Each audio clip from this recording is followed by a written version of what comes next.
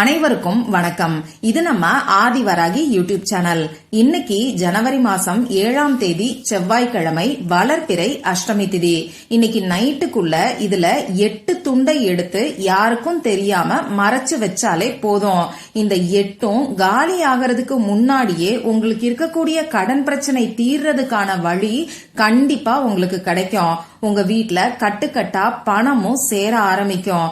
நமக்கு இருக்கக்கூடிய கடன் பிரச்சனை தீர்றதுக்கான வழியையும் நல்ல ஒரு பணவரவையும் ஏற்படுத்தி கொடுக்கக்கூடிய ஒரு சக்தி வாய்ந்த பரிகாரத்தை தான் இப்ப நாம தெரிஞ்சுக்க போறோம். வாங்க, இது என்ன பரிகாரம்னு இப்ப நாம தெரிஞ்சுக்கலாம். நம்ம சேனலை இப்பதான் ஃபர்ஸ்ட் டைம் பாக்குறீங்கன்னா மறக்காம சப்ஸ்கிரைப் பண்ணிக்கோங்க. பக்கத்துல இருக்கக்கூடிய பெல் ஐகானையும் பிரஸ் பண்ணிக்கிட்டீங்கன்னா அடுத்தடுத்து நான் போடக்கூடிய பதிவுகளை நீங்க மிஸ் பண்ணாம தெரிஞ்சுக்க முடியும். இன்னைக்கு நமக்கு செவ்வாய்க்கிழமை. இது அங்காரகனோட வழிபாட்டுக்கு உகந்த நாள். அங்காரகனோட அதிதேவதை தான் நம்ம முருகப்பெருமான். இந்த செவ்வாய்க்கிழமை நாள் நமக்கு இருக்கக்கூடிய கடன் பிரச்சனைய தீர்த்து வைக்கக்கூடிய சக்தி வாய்ந்த ஒரு நாளா இருக்கு. அடுத்ததா இந்த 2025வது வருஷத்துல வரக்கூடிய முதல் வளர்பிறை அஷ்டமி திதி இன்னைக்கு நமக்கு இருக்கு. இந்த அஷ்டமி திதி பாத்தீங்கன்னா அஷ்டலட்சுமிகளோட வழிபாட்டுக்கும் ஸ்வர்ண ஆகர்ஷண பைரவரோட வழிபாட்டுக்கும் உகந்த நாளா இருக்கு. அந்த வகையில இந்த வளர்பிறை அஷ்டமி திதி நமக்கு பணத்தை அள்ளித்தரக்கூடிய அற்புதமான ஒரு நாளா இருக்கு. இப்படி செவ்வாய்க்கிழமையோட சேர்ந்து வரக்கூடிய அஷ்டமி திதி ரொம்ப ரொம்ப விசேஷமான ஒரு அமைப்புன்னே சொல்லலாம். இப்படிப்பட்ட சக்தி வாய்ந்த நாள்ல நமக்கு பணவரவு அதிகரிக்கிறதுக்கும் கடன் பிரச்சனை தீர்றதுக்கும் நாம செய்ய வேண்டிய 2 எளிமையான பரிகாரங்களை இப்ப நான் உங்களுக்கு சொல்ல போறேன். இந்த 2மே பூஜை இல்லாத, வழிபாடு இல்லாத பரிகாரங்கள் தான். ஆண்கள் பெண்கள் யார் வேணாலும் செய்யலாம். பிறப்பு தீட்டு இறப்பு தீட்டு இருக்கிறவங்களும் தாராளமா செய்யலாம். பெண்களுக்கு பீரியட்ஸ் டைமா இருந்தாலும் இந்த பரிகாரங்களை செய்யலாம்.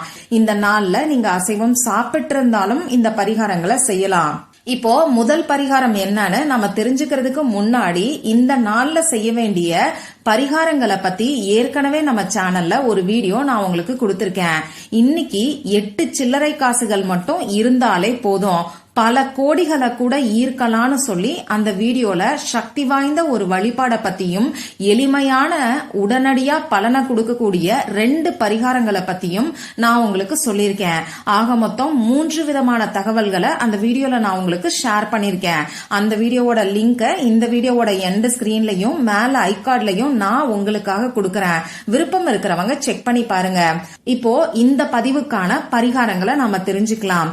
முதல்ல செவ்வாய்க்கிழமையோட சேர்ந்து வரக்கூடிய அஷ்டமி திதிக்கான பரிகாரத்தை இப்ப நான் உங்களுக்கு சொல்றேன். இந்த பரிகாரத்துக்கு நமக்கு தேவையான பொருட்கள் என்னன்னு பாத்தீங்கன்னா 8 மிளகு நமக்கு தேவைப்படும். இந்த மிளகுக்கு விஷத்தை முறிக்கக்கூடிய தன்மை அதிகம். அதனாலதான் மருத்துவ ரீதியாவும் ஆன்மீக ரீதியாவும் இந்த மிளகுக்கு முக்கிய பங்கு இருக்குன்னே சொல்லலாம். அது மட்டும் இல்லாம பைரவருக்கு இந்த மிளகு உகந்தது.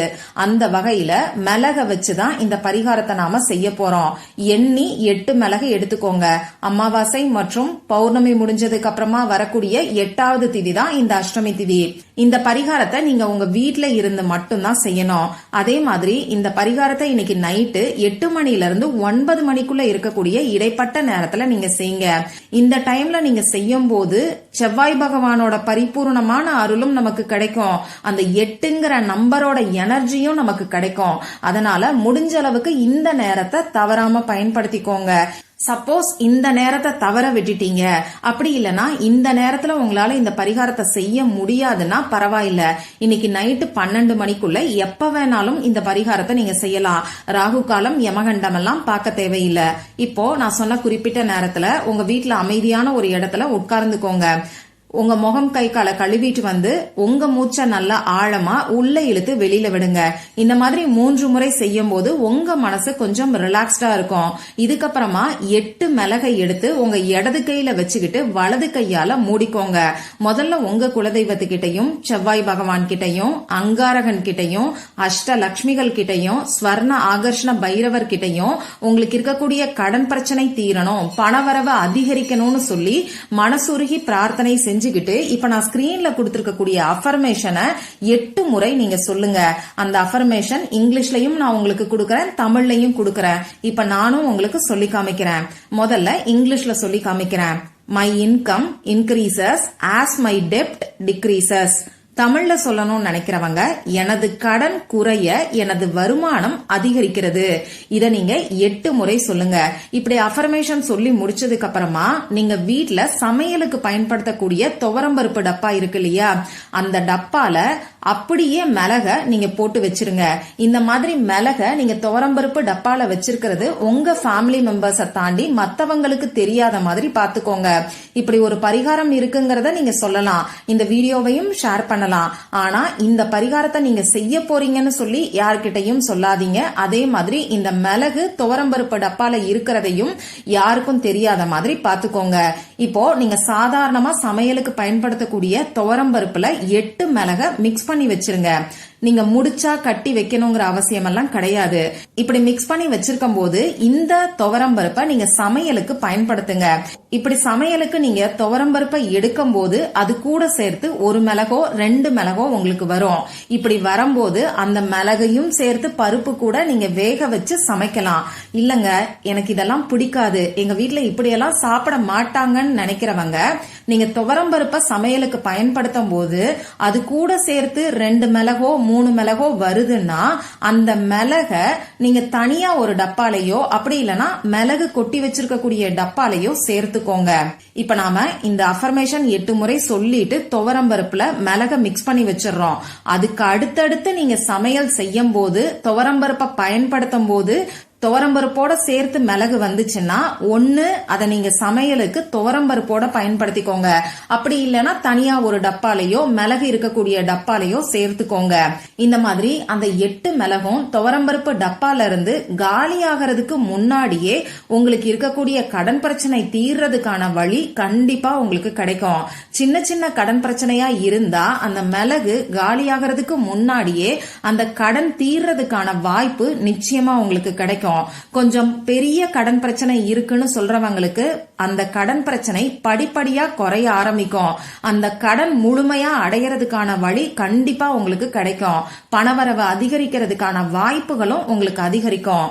இதுல நீங்க கவனிக்க வேண்டிய முக்கியமான விஷயம் என்னன்னு பாத்தீங்கன்னா, இந்த பரிகாரத்தை செய்யறதோட மட்டும் இல்லாம கடன் தீர்றதுக்கான பணவரவு அதிகரிக்கிறதுக்கான முயற்சிகளையும் செய்யும் போது நிச்சயமா எல்லாருக்குமே கை மேல பலன் கிடைக்கும். அதனால இந்த நாளை தவற விடாம இந்த பரிகாரத்தை ட்ரை பண்ணி பாருங்க.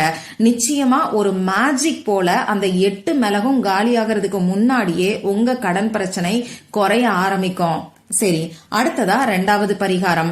இந்த பரிகாரமும் மிளக வச்சுதான் நாம செய்ய போறோம். இந்த பரிகாரத்துக்கும் நமக்கு எந்த விதமான கட்டுப்பாடுகளுமே கிடையாது. ஆனா உங்க வீட்டுல இருந்து மட்டும்தான் இந்த பரிகாரத்தை செய்யணும். இந்த பரிகாரத்துக்கும் நமக்கு 8 மிளகு தேவைப்படும்.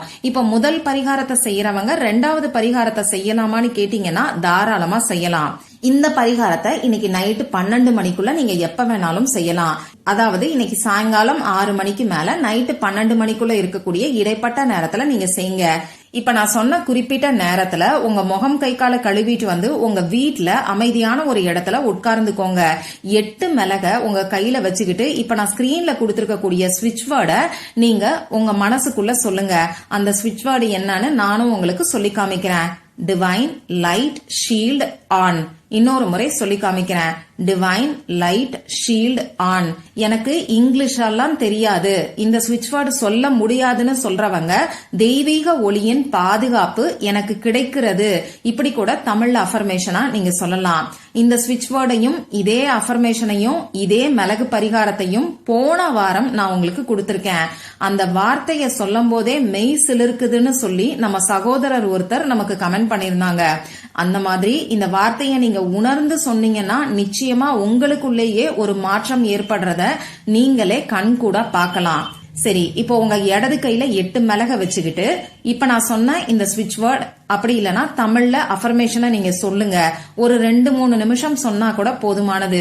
இதுக்கப்புறமா உங்க வீட்டுல நிலைவாசல் கதவுக்கு வெளிப்பக்கத்துல வந்து நீங்க நின்னுக்கோங்க. இப்ப இந்த மிளக உங்க தலைய சுத்தி நீங்க தூக்கி போடுங்க. 3 முறை உங்க தலைய சுத்தினாலே போதுமானது. இப்படி சுத்தினதுக்கு அப்புறமா கால்படாத இடத்துல போட்டுட்டு உங்க கால் கைய கழுவிட்டு அதுக்கப்புறமா மற்ற வேலைகளை நீங்க பார்க்கலாம். இந்த மாதிரி நீங்க குழந்தைங்களுக்கு சுத்தி போடணுங்கிற அவசியம் கிடையாது. உங்க வீட்டுல உங்க கணவர் இருக்காருன்னா அவருக்கு அவரையே இந்த மாதிரி நீங்க சுத்தி போட சொல்லி சொல்லுங்க. ஒருவேளை அவருக்கு இதுல விருப்பம் இல்லைன்னா நீங்க கட்டாயப்படுத்த வேண்டாம், அப்படியே விட்டுருங்க. நீங்க மட்டும் இந்த பரிகாரத்தை செஞ்சா கூட போதுமானது.